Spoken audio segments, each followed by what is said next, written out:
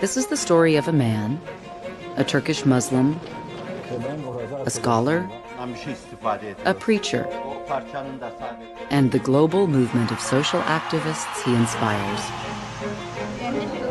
In 2013, Time magazine named him one of the most influential leaders in the world. Because of his influence, at-risk children are now being educated in hundreds of countries. The sick are being treated, and the starving fed, often at great personal risk. It's also because of his influence and the collective power of the movement that Fethullah Gülen is feared and even reviled in his native Turkey. And as a Muslim leader of a powerful global movement, he is scrutinized in the United States, where he lives in self-imposed exile. To explore this controversial holy man and the movement of Turkish Muslims he inspires, we're going to examine Turkish history and Sufi mysticism, and go to just a few of the places where these idealists are working to serve humanity in order to please God.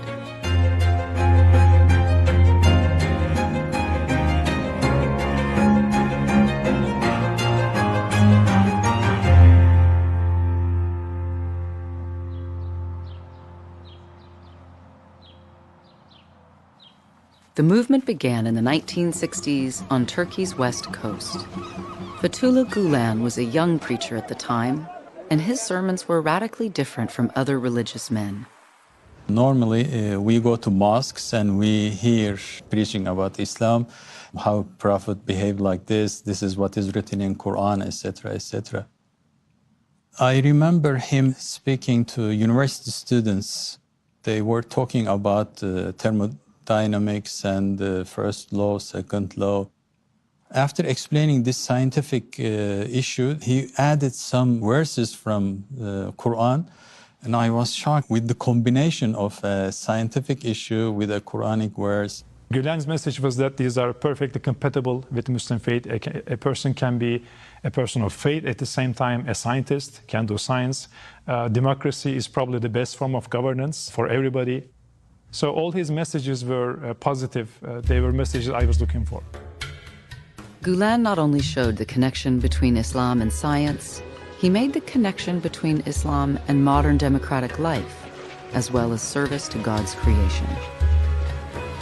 He wants to convince people that to be Muslims, you can't just fulfill your ritual obligations. The service of God that you focus on in your ritual obligations has to shape your life and inform your life in terms of service to all humanity.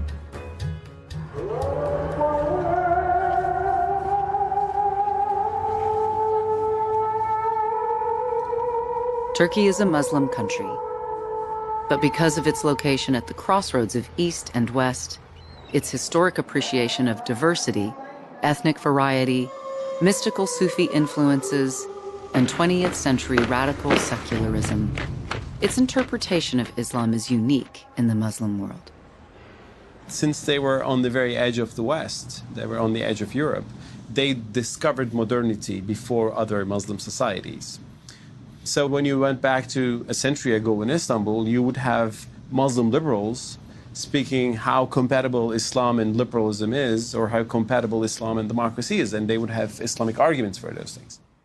The Ottoman Empire was known for its interfaith, intercultural openness. It was very hospitable to Catholics. The Ottoman Empire provided hospitality and welcome to the Jews when they were fleeing the Inquisition. Turkish Islam has been always more tolerant, basically because Turkey was an empire which lasted more than 600 years, could not be a theocracy. There was a built-in tolerance, not because they had good hearts and they were enlightened and so on, but the logic of the institution, imperial institution, forced them to be tolerant towards others.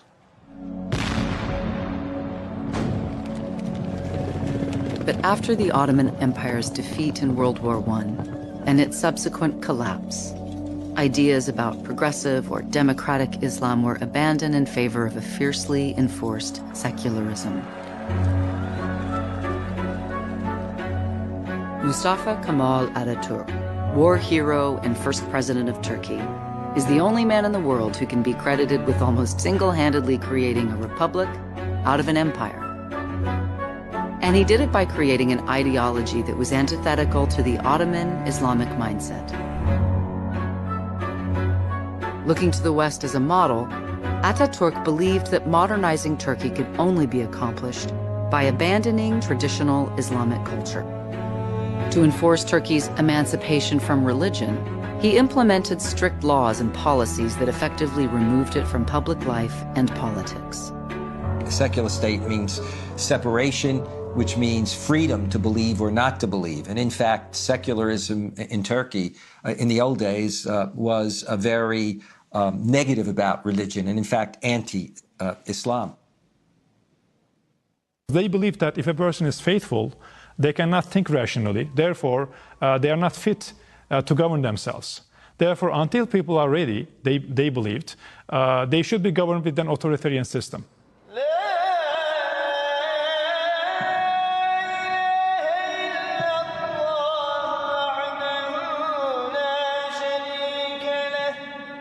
To protect the people from their own weakness for faith and maintain the power once afforded to religious authority during the Ottoman times, Turkey's secular government exercised complete control over religion.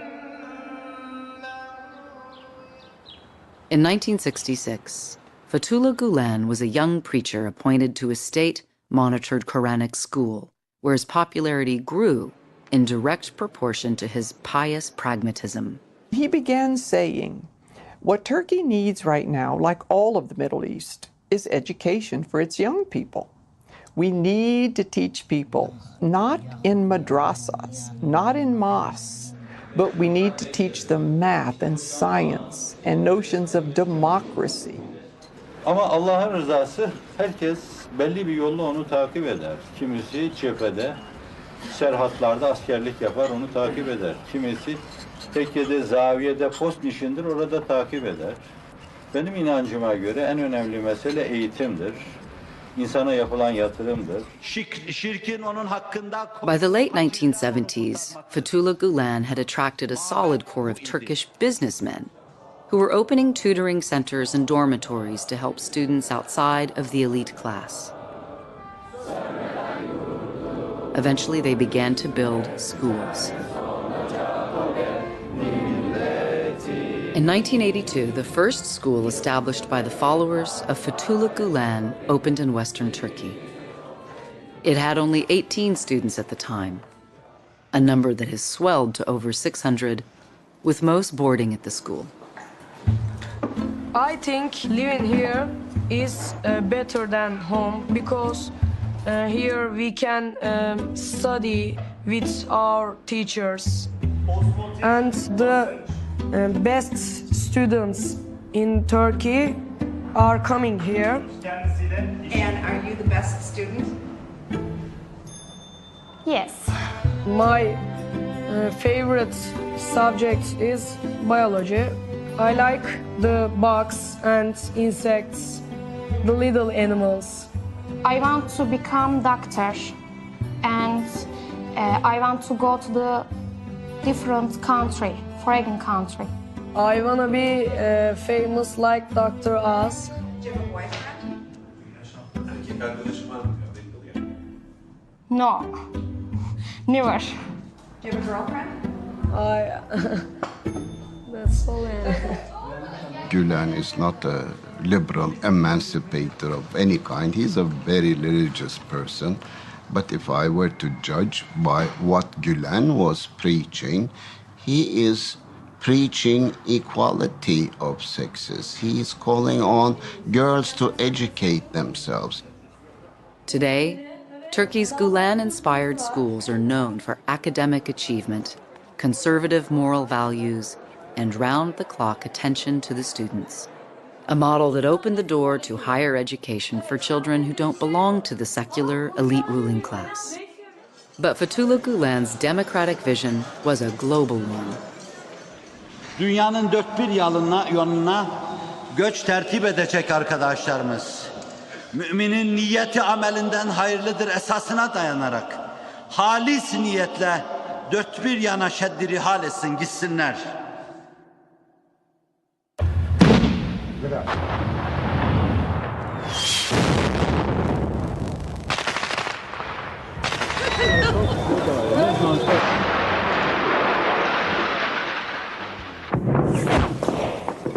Saraybosna şehri kuşatma altında kalmış.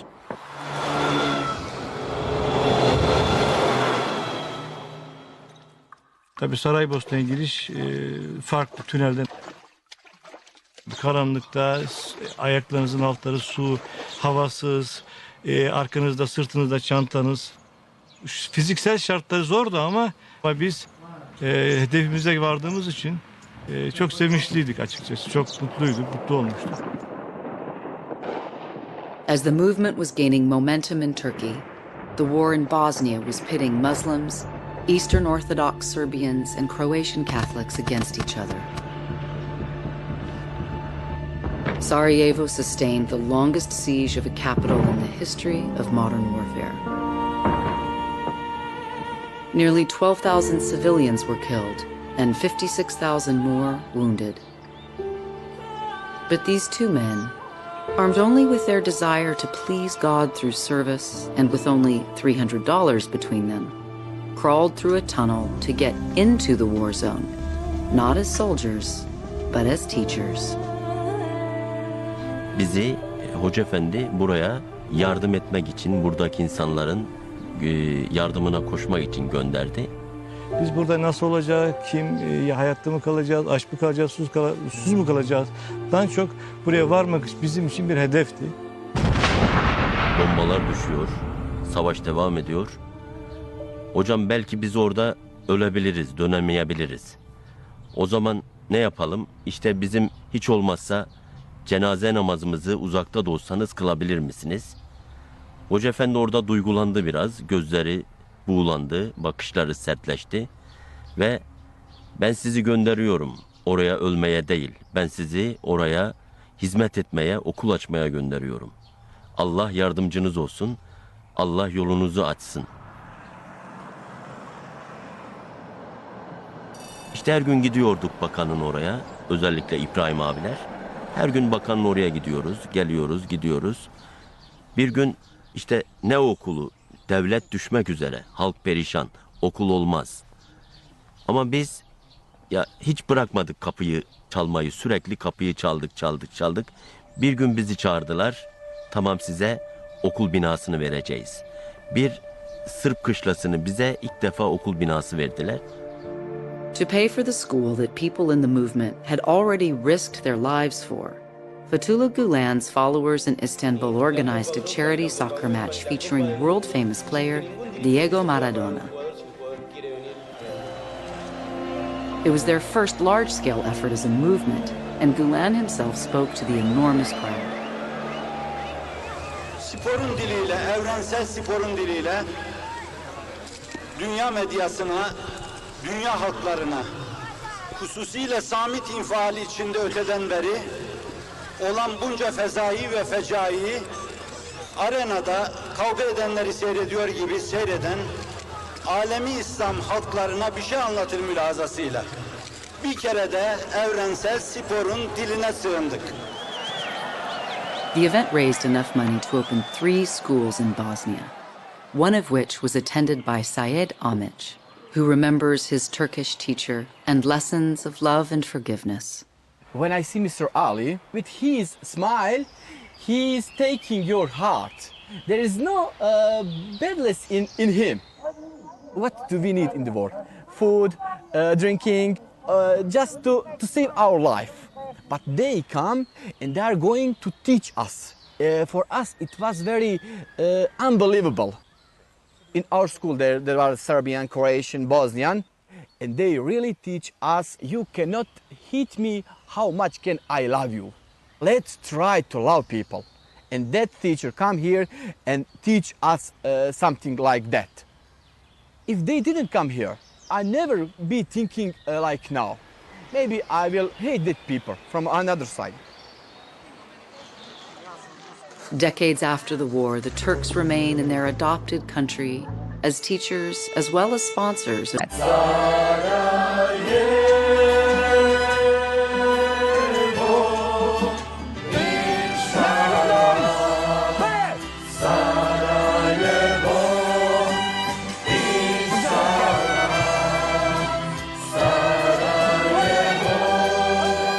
We live together and we sing together, Muslims, Catholics, Orthodox.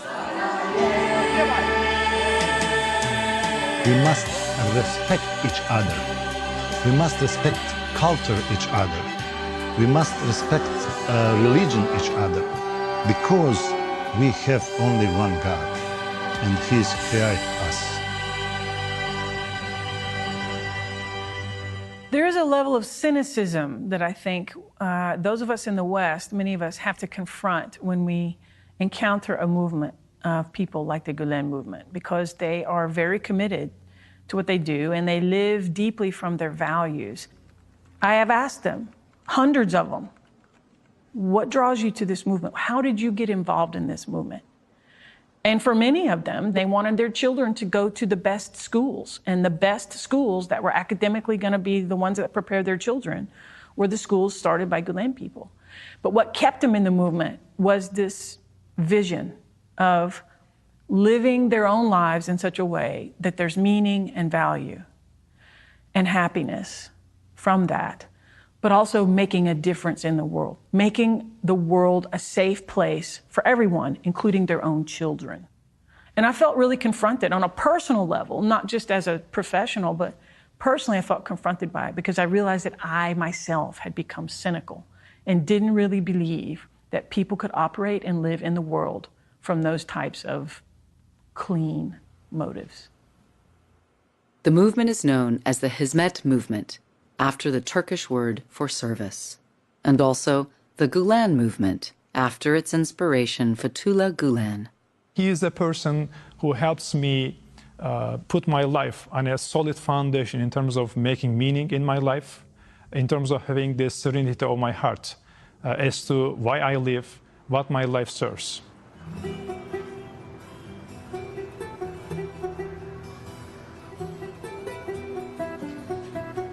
There are so many things that you have to do, but you start losing yourself.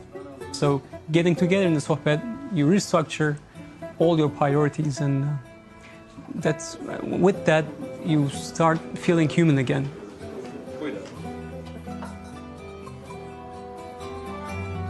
Gülen's followers meet weekly in small groups called sohbets, where they recommit to their values, share ideas, and work on charitable projects. It can be a scholarship, or it can relate to the Ramadan. We try to help the community, we try to help the students, we try to help the poor. This is not about individual enlightenment. This is about making the world a better place. But while I'm making the world a better place, at the same time, this altruism is also transformative. Actually, his most important message is, of course, that work hard, make money, use that money to invest in things that will help the people improve their lives, and that's education, that's hospitals, health services, that's also solidarity associations and foundations that will cater to the needs of the poor.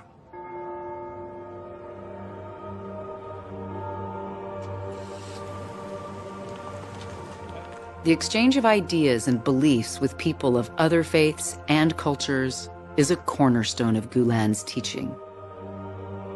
To increase dialogue and friendship between Muslims, Jews, and Christians, Gülen reached out to Sephardi Chief Rabbi Bakshi Doron of Israel, as well as Ecumenical Patriarch Bartholomew I of Constantinople. Sayın hocamızla birbirimizi çok seviyoruz. Ve eminim ki burada hazır bulunanlardan kimse buna kıskanmıyor. In recognition of his efforts in interfaith work, the Vatican invited Fethullah Gülen to meet Pope John Paul II. Biz böyle yan yana durduğumuz zaman bazı kimseleri tanıma imkanını bulacağız. Biz hepimiz de belki bir dönemde böyle tek taraflı, sadece kendi düşüncemizi iltizam, kendi cephemizi iltizam ve karşı tarafı ademe mahkum etme, ne olursa olsun onları silme, süpürme, atma gibi mülahazalarla. Öyle bir kültür ortamında yetiştik. Belki o günlere mahsus olmak üzere hissiyatımızı ifade ederken feveranlarımız da oldu. Üslup hatalarımız oldu. Ama dünyanın akıbeti böyle çok kötüye doğru kaydığı bir dönemde. Şimdi bunları daha iyi fark ediyoruz. Bunlara meydan vermemek lazım. After 9/11, interfaith dialogue and tolerance became very fashionable in the world for understandable reasons. But the Gulen Movement began interfaith dialogue and tolerance in the 90s, way before 9/11, way before it was really fashionable, because it's in the core of their teaching. In addition to raising money for interfaith activities in schools, the movement now owns a think tank, a book publisher, a television station, and Zaman, the newspaper with the highest circulation in Turkey. Partly because of the movement's success, Fethullah Gülen is as reviled by some as he is revered by others. In Turkey, his critics have expressed concern that he will bring Sharia law. He has also been accused of conspiring with everyone from the CIA to Zionists and Catholics. There are so many people following the, footsteps in moral sense of Fethullah Gülen, but they also have a political power, and they also have the power to build up networks. Now, what about if these people go into the bureaucracy and have a kind of their own hierarchy within the bureaucracy? So, some people would say, this is a state within a state, maybe. Some people of Turkish society, they are afraid from that. They said, we don't know what will they do. Yes, they are praying, they are doing something on the educational side, on the trade side, commercial side, but we don't know what will they do. In 1999, Fethullah Gülen came to the U.S. for medical treatment. In his absence from Turkey, he was accused by a special government prosecutor of leading an Islamist network intent on undermining the secular Turkish government. The establishment felt threatened by this rise of sort of a middle-class bourgeois movement, and that it had this religious leader, used Sufi ideas about tolerance and about education, about sharing, and about everybody having part of the economic pie. And so I think that was the greatest challenge to the establishment. And so what they did is they used their anti-terror law and charged him as a terrorist, basically. When you have the kind of ideology that the military particularly had and some of the really hardline secular elites, they did not trust anyone. And therefore, anyone who was associated with a public organization that was, yes, Muslim and Islamically oriented, but not an Islamic political movement, that really didn't matter. And so I think there were concerns about ultimately his security. In poor health, Fethullah Gülen remained in self-imposed exile at a retreat in Pennsylvania while awaiting the outcome of his trial.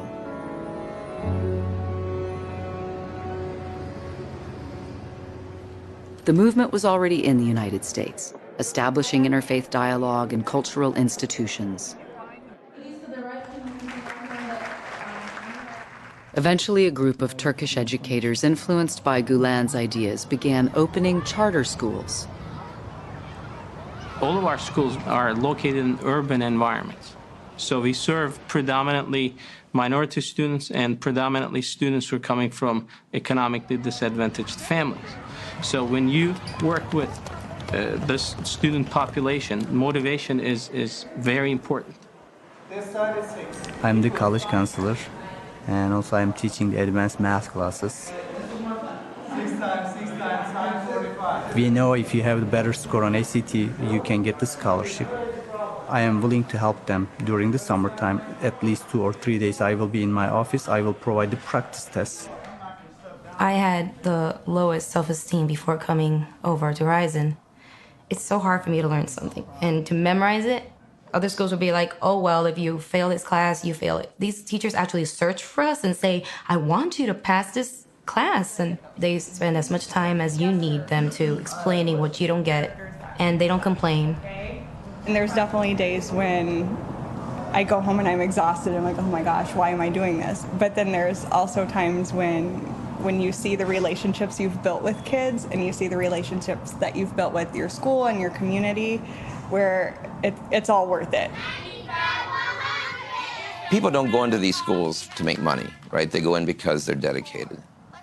The reason I have great respect for the schools is because they really go into poor areas and work with kids that if they were in the public school system wouldn't be getting anywhere. Charter schools, like all public schools, are prohibited from teaching religion. However, these charter schools attract scrutiny because of their perceived association with an influential Muslim leader. The only connection to Fethullah Gülen is some of the Turkish American educators who founded these schools, who are involved in these schools. At a personal level, they were inspired by Fethullah Gülen and his ideas about, serving communities, serving people, regardless of their backgrounds. Do we agree or disagree with 3? Although most of the teachers in the U.S. charter schools are American, critics point out that taxpayers are paying for the visas of international teachers and have expressed fears of insidious exposure to Islam. I think that people in the movement are concerned because they realize that even though the movement is not somehow a, quote, Islamic political movement, that's the way in which people in Turkey have tried to cast them, that is the hardline secularist, and it gets picked up in this country among those who are just simply, we have a strong minority of people who are anti-Islam and anti-Muslim. And so for them, if you say this is a Muslim movement, immediately there will be all of these suspicions about, well, what are they doing? They've also come at a time when the United States and the Western culture is in a convulsion about Islam. And there are people, huge chunks of people, who've already made up their mind that Islam is a deadly religion and that people in it are deadly, are up to trickery, and cannot be trusted. And there are certain members in that viewpoint who will never be converted to another viewpoint, no matter what anybody does. Allahu Akbar, Allahu Akbar, Allahu Akbar. Hayya ala salah,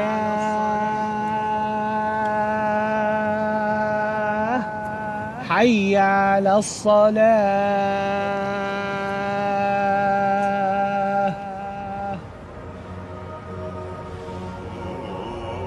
There it says that a mosque that is built on God consciousness.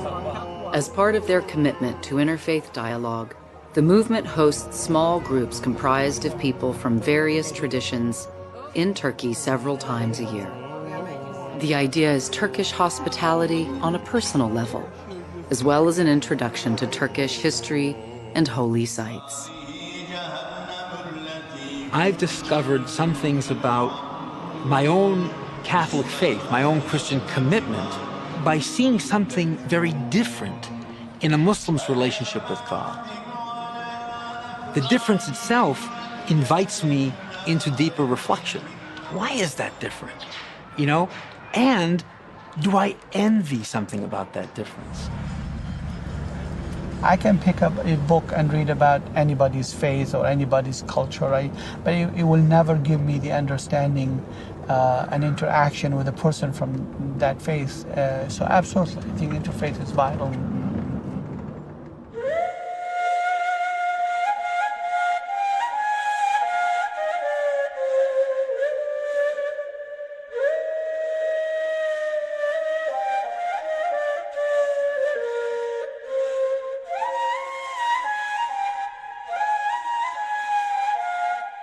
In Konya, Scott Alexander and Safa Zarzour visit the tomb shrine of Jalal ad-Din Rumi, the 13th century poet, theologian, and Sufi mystic, important to the movement for his emphasis on tolerance, reason, charity, and love. This is a poem written in the 13th century, and the opening of this epic poem is the story of the reed. You know, it's got that evocative, breathy sound, right? But it's a melancholy sound. And what Rumi hears in it is the sound of a longing to return. The reed gets cut from the reed bed, okay? And in order to make the flute. And the song of the reed is the longing of the reed to return to the reed bed. Oh, wow. And that's the symbol of the human soul that longs to return to God.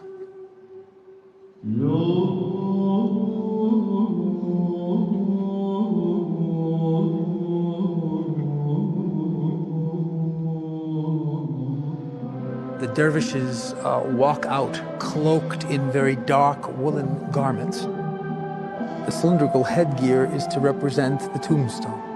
The dark woolen garments is to represent the earth of the grave. And as they walk in the circle, they doff their dark woolen cloaks and are in their white burial shrouds. And then they will begin to whirl. Their arms are over their chests, and then they will begin to open their arms, extending their right palm toward heaven and their left palm toward the earth, whirling on the left leg, which crosses through the axis of the heart, symbolizing that the heart is somehow the link between the heaven and the earth, and it's the heart where one encounters God most profoundly in one's life. And they begin to lose consciousness of the workaday world and enter into the state of losing oneself in the awesome presence of God. Another strand in Sufism is intellectual or philosophical Sufism, a sort of understanding of the real behind the real. You know, the Quran says the signs of God are upon the horizons and in yourself. So Rumi's philosophy expands on that so that everything becomes, seeing God in all things type of Sufism. And then the third strand is activism, change the world, be like the prophet who realized the highest truths, but then brought that back in the world to make the world a better place. You can really connect the dots historically right to Mr. Fethullah Gülen.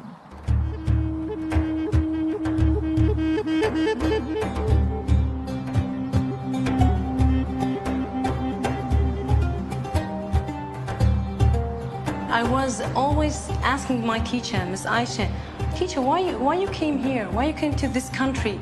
And she was saying, to help you, to educate you. Nergis Halid is a member of the sizable Kurdish population in northern Iraq. She was a student at one of the Gulen schools when the building was bombed during the war. The plane came and the windows of the school break down, and it was, we said that this is the last, this is the end of the world. But the teachers here, none of them, even they didn't go to Turkey. They were here. They were calling their families, we are with them, don't be sad, we are fine, nothing is happening. It was, I cannot express it, how was it? As I said, I cannot not stop myself when I'm thinking about it. Always, I start to cry. Good morning, ladies. Good morning, teacher. Like many students of Gulen-inspired teachers, Nergis has returned to her former school as a teacher. Come to the next page. Come to the next page. Rahel, can you read it for me? Lots of times I'm thinking about the people around me, especially my students. They are really taking me as an example, as a model. When you do something, if it's correct or if it's wrong, they are imitating. Any action, any word that you are saying, anything that you are doing, you have to be careful about it. You have to be a human that God wants. Oh my God! Sister Martha Ann Kirk, a Catholic nun from San Antonio, Texas, has made several trips to Iraq to document the work of the movement. We stayed in the dorm together. In the mornings, when she wakes up, she looks to the sky. Oh, thanks God for a new day. This is something that I learned from her, to be thankful for a new day. Now I want you to tell me about what you want to be when you're an adult. I want to be an engineer. Engineer. Okay, engineer. Engineer or designer? Doctor. A doctor. How about you? Teacher. A teacher? Are you going to teach English like she does? Good. Yesterday, my mom, she was telling my father, you love Nergis more than the others. You love Nergis most. And my father always, because she is different. When I hear this answer, inside myself, I answer him, Father, it's not from me. It's from the school. I learned all these things from the school. Teachers. The former Secretary General of the United Nations, Kofi Annan, said, nothing is more important for the development of a country than the education of girls. When I was 15 years old, I decided to be an engineer. I like that because I said that for my city, engineer will be very nice because there are a lot of projects. Connie Hassan is one of the first graduates of the movement's high school for girls in Suleimania, Iraq.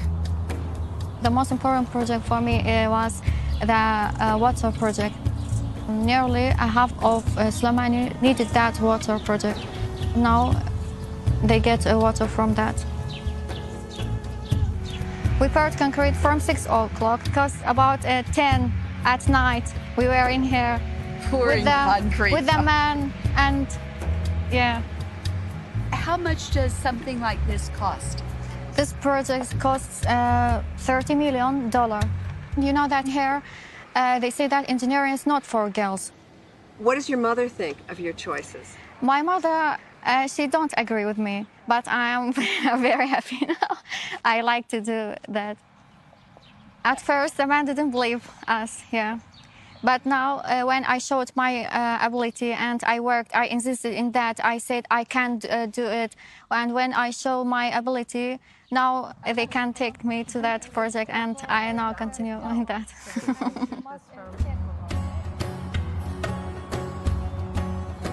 Healthcare is another one of the movement's priorities. So businessmen in the movement invest in private hospitals like this one in Erbil, Iraq. Every week, we get 1 or 2 patients with bomb injuries, shell injuries, bullet injuries. Those patients come from all around Iraq. The patient sustained injury to his both legs due to a bomb attached to his car. We constructed the nerve and artery. Now we are dealing with the fractures. The other room is our microsurgery room. Dr. Bayraktar, a microsurgeon, was working in Istanbul when he heard about the new hospital in Erbil. I started coming here since 2009. 1 month here, 1 month in Istanbul, my home is there. And then last year, an accident happened to a young guy here. He amputated his arm. My friends called me, come back and do the operation. It was very hard to come here. Within 4 or 6 hours, I couldn't be here. That's why the man lost his arm. So I made the decision to stay here and brought my family too. Although many patients are paying customers, Fethullah Gülen's teaching is evident in that everyone who needs treatment receives it regardless of their ability to pay. When you are needed, you live better, you know. You have better self-esteem. If you are in Istanbul and you know that you can do this thing in Erbil and you are not doing it, and people are suffering because you are not coming to do that, and nobody is coming to do that, you couldn't sleep the night, right?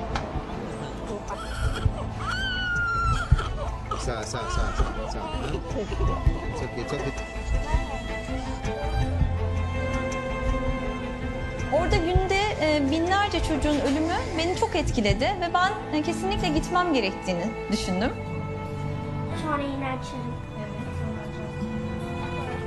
Çocuklarımın aklının sağlıklı olmasının, bedenen gelişimlerinin iyi olmasının hepsinin Sadakasını vermek için gittim.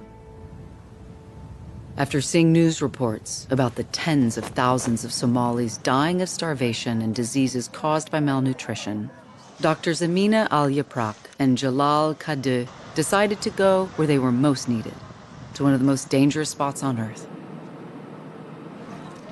There is no water, there is no food, there is no medicine, there is nothing, only kimse yok mu in Somalia. Disaster relief is a major initiative of the movement. Their organization, Kimse Yok Mu, Turkish meaning, is anybody out there, goes all over the world to aid people suffering from catastrophe, often at great personal risk to the volunteer workers. Somali'ye geldiğimizde yağmurla karşılaştık. Yağmur güzeldi ama bizim için olumsuzdu çünkü karton kutular içerisinde yaklaşık 21 kutu ilaç vardı. Onların ıslanması falan endişelendirdi bizi. I bring a good ultrasound machine which is helping to me for diagnosis, for examination the patients. In Mogadishu, the heavily guarded headquarters of Kimse Yok Mu also serves as the living quarters for the volunteer workers.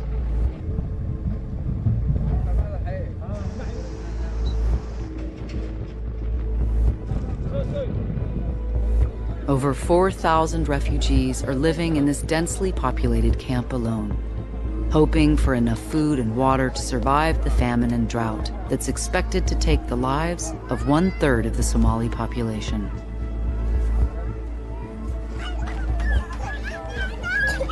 Çadırda yaşıyorlar diyoruz Türkiye'deki insanlara ama çadır burada gördüğünde inanamıyorsun yani. Çadır dediğimiz sadece ağaçlarla örülmüş bir iskelet, üzerine sadece kumaş örtülmüş. Yağmur yağdığında bu insanlar ne yapabilirler hiç düşünemiyorum bile.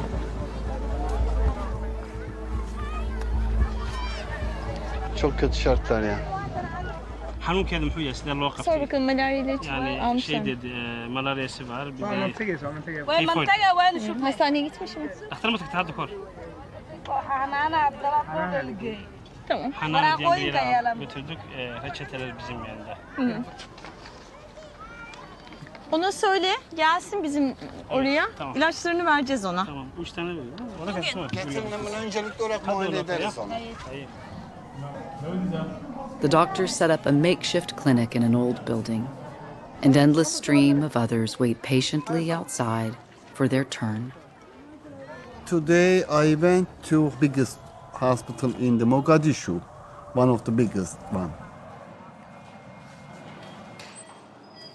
One patient was bleeding and she need emergency operation.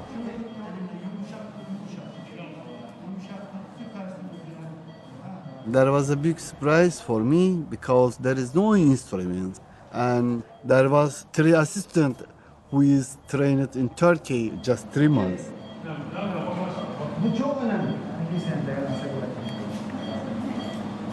Thanks to Allah, everything was okay and finished.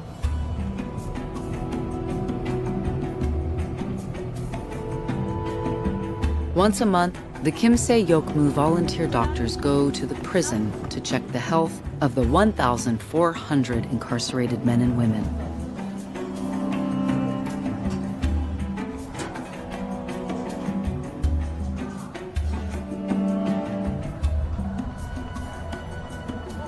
The organization also provides a complete meal for all the prisoners once a day.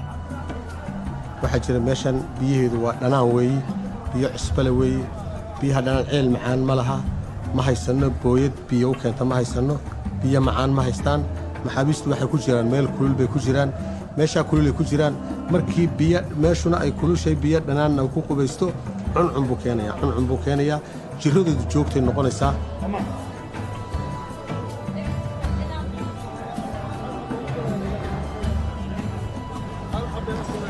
Mütelif sabun alacaktı almadı bak. Kıvır değil. Gardiyanlar onlara sabun verir. Zor yani, el koyarlar. Müttelif sabunu unuttun yine müttelif. Müttelif var ya müttelif. Ne yaptın müttelif var ya? Öyle ilaç yok diyeceğim müttelif ilaç.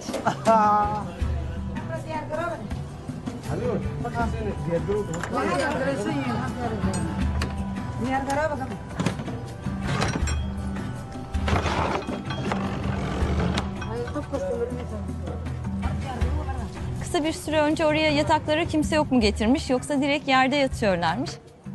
Onlara gelirken elbise getirdik. Kokulu temiz mendiller, temizlik için kullanılacak mendiller getirdik. Hizmet birçok ülkeye gitmiş. Neyle? Öğretmenlerle okulla gitmiş. İlk olarak biz girdik Somali'ye. Yani yardım için hizmet olarak ilk biz geldik doktorlar. Bununla gurur duyuyorum.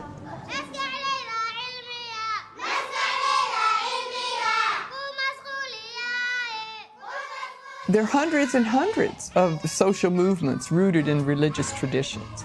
All of these movements are service movements. What is unique about the Gülen movement is number one, it's Turkish, and number two, it's Islamic. I mean, that's about it. And my take on that is, isn't that wonderful? That there's so many movements with the same goals, the same directions. I think we ought to celebrate that. There's enough work in the world, as much needy people, as we can proliferate movements. After 8 long years, Fethullah Gülen was finally acquitted in the Turkish Supreme Court of Appeals. During that time, Turkey was trying to enter the European Union, which required the establishment of civil liberties and abolishing the security courts where Mr. Gülen was initially indicted. Still, he has yet to return to Turkey. He is a very cautious man. He knows that the day he will come here, he will be greeted by millions of people. It will upset the government. It will upset the military. It will upset the secular forces. At an educational Olympics sponsored by the movement, Turkish Prime Minister Erdogan invited Fethullah Gülen to return home.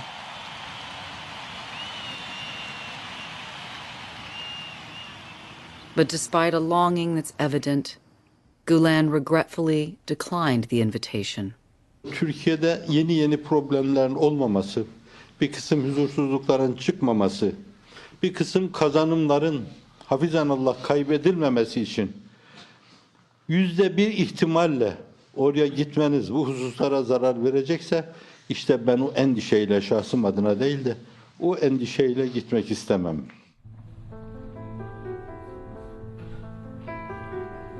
I think it's really difficult to be Fethullah Gülen. Now he's an international person.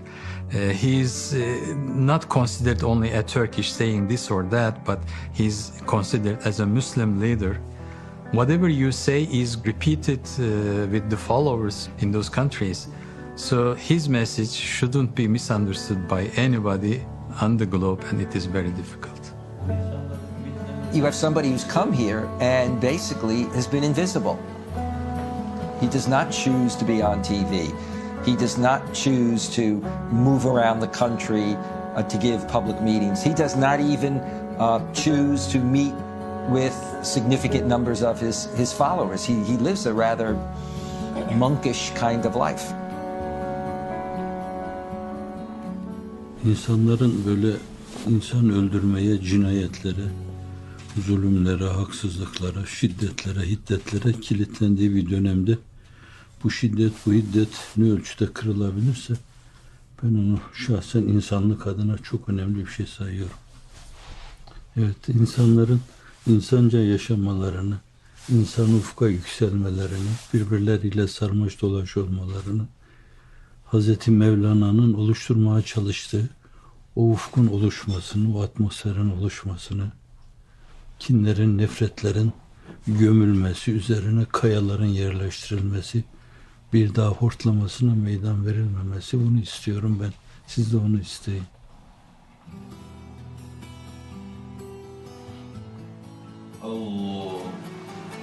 I think he is spiritually bonded to God himself. You think you are praying to the same God at the same time.